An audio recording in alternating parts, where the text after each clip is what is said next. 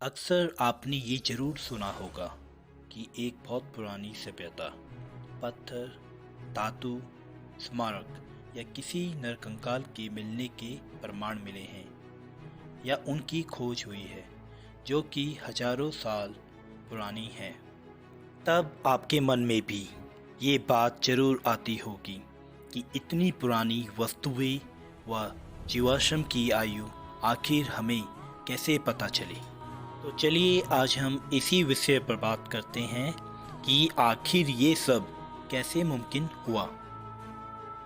बात है 1946 की, जब अमेरिका के प्रसिद्ध रसायन शास्त्री विलियम एफ लिवी ने अपने कुछ साथियों के साथ मिलकर एक आविष्कार किया, जिस आविष्कार का नाम रेडियो कार्बन डेटिंग तकनीक था, जिसे हम कार्बन 14 या कार्बन तिथि निर्धारण पद्धति भी कह सकते हैं।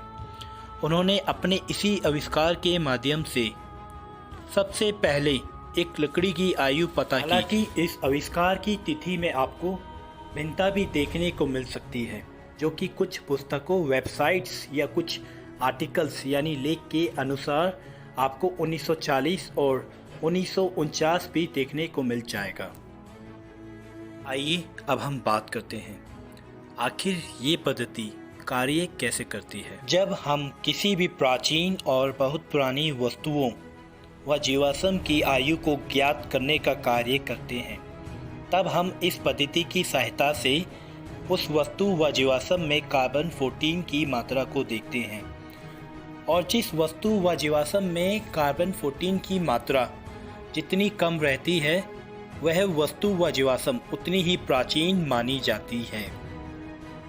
अब हम बात करते हैं आखिर हम इस पद्धति की सहायता से कम और ज़्यादा से ज़्यादा कितने वर्षों पुराने पदार्थों की आयु का पता लगा सकते हैं। हम इस पद्धति की सहायता से कम 500 साल और ज़्यादा से ज़्यादा 50,000 साल तक की वस्तुओं व जीवाश्म की आयु का पता लगा सकते हैं।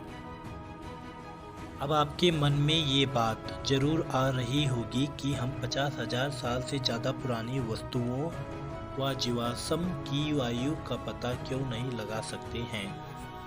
अब मैं आपको बताता हूँ कि अगर कोई भी वस्तु 50,000 साल से भी ज़्यादा पुरानी हो, तो समय के साथ साथ उस वस्तु व जीवाश्म में रेडियो कार्बन की मात्रा भी कम होती जाती है, जिस कारण हम कार्बन की मात्रा को अच्छे से डिटेक्ट नहीं कर पाते हैं और इसी कारण एरर होने के चांसेस भी बढ़ जाते हैं। सच में विलियम एफ लिवी का यह आविष्कार किसी भी वरदान से कम नहीं है, और इसी आविष्कार के कारण फलस्वरूप उन्हें 1960 में अपने इस कार्य के लिए रसायन विज्ञान के नोबेल पुरस्कार से भी नवाजा गया।